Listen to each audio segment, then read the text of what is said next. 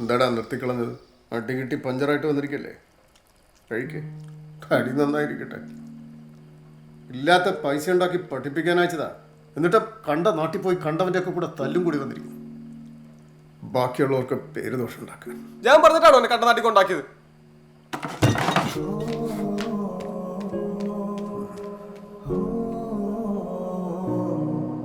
പഞ്ചാബിലെ അടി കിട്ടിയായിരുന്നു നീ പറഞ്ഞു.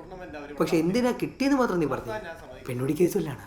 അത് ഉറപ്പല്ലേ? പഞ്ചാബിൽ അടി ചൊറിയും. ആ പിന്നെ അവിടുന്ന് കിട്ടിയത് കുറച്ച് കുറഞ്ഞു പോയെന്ന് ഓർത്ത് ഒട്ടും വിഷമിക്കണ്ട. നിന്റെ അച്ഛൻ്റെ ഗുസ്തി ടൂർണമെന്റ് വിജയേട്ടൻ മുടക്കാൻ പോവാ. ബാക്കി ഇവിടുന്ന് വാങ്ങാം. വിജയേട്ടാ ബാക്കി നീ പറയും. എന്താടാ വിജയേട്ടാ അവരത് നടത്തിക്കോട്ടെ. ഇത്രയും നാളത്തെ പോലെ അല്ല. അച്ഛനും ഗാങ്ങും ഭയങ്കര സീരിയസ് ആയിട്ട് ഇറങ്ങിയേക്കാം. എന്താണ് നിനക്കൊരു മാറ്റം? നീ എന്താ യൂത്ത് വിട്ട് ഫയൽമാൻമാരെ ക്ലബ്ബിൽ ചേർന്നോ? ഞാൻ ഈ പണിയൊക്കെ എടുക്കുന്നതേ എനിക്ക് ഒറ്റയ്ക്ക് ഉണ്ടാക്കാൻ വേണ്ടിയിട്ടല്ല, ഈ നാട്ടിലെ മൊത്തം ചെറുപ്പക്കാർക്ക് വേണ്ടിയാ. എനിക്കറിയാം. നിനക്കറിയാം മനത്തോലെ സ്റ്റേഡിയം കൊണ്ടുവന്നിട്ടാണല്ലോ നിങ്ങൾക്ക് നാട്ടിലെ ചെറുപ്പക്കാരുടെ വോട്ട് പിടിക്കാൻ. ഞാനെന്താ പൊളിറ്റിക്സ് കളിക്കാന്നാണോ നീ പറഞ്ഞത്? അതല്ല വിജയേട്ടാ, അവരവിടെ ഗുസ്തിയോ എന്ത് കുന്തമേളം നടത്തിക്കോട്ടെ. നമ്മളായിട്ട് അത് കൊടുക്കാൻ നിൽക്കണ്ടെന്ന് ഞാൻ പറഞ്ഞോളൂ. വെറുതെ വഷളാവണം. നിനക്ക് പേടിയാണെങ്കിൽ നീ നിക്കണ്ട, നീ ഇറങ്ങിക്കോ, തിരിച്ചു നിന്റെ അക്കാറയ്ക്ക് നോക്കോ. നീ അവിടെ ആയിരുന്നല്ലോ പണ്ട്. ഇവിടെ വലിയ വലിയ കാര്യങ്ങൾ തീരുമാനിക്കാൻ ഞാനുണ്ട്.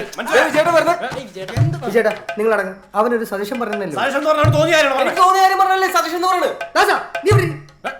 നീ മിണ്ടരുത്. ഞങ്ങൾ തമ്മിലുള്ള പ്രശ്നം ഞങ്ങൾ കാണിച്ചു. നീ നിന്റെ തന്തയുടെ ആവശ്യമില്ലാത്ത കാര്യത്തിൽ നിന്റെ തന്തയുടെ സ്വഭാവം നീ കാണിക്കേണ്ടിരുന്ന മതി. മനസ്സിലായോ? എന്താടാ നല്ല അടിയെടുക്കുമ്പോഴേ നിങ്ങളെന്ത് തേങ്ങ വെള്ളം കാണിക്കും. ഞാൻ വരാം. പോരാ. അത് മതി.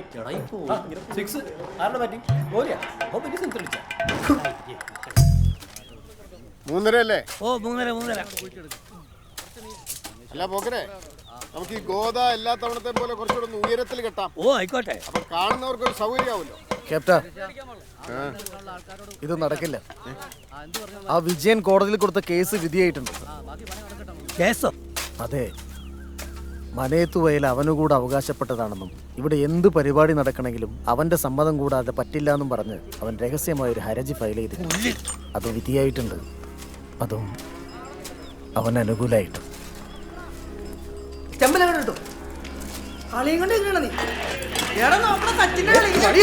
അമ്മാവൻ ഇപ്പം കിട്ടും. കൈ കിട്ടുന്നൊക്കെ വേഗം പറക്ക്. വേറെ കാശ് കൊടുത്ത് വാങ്ങാം.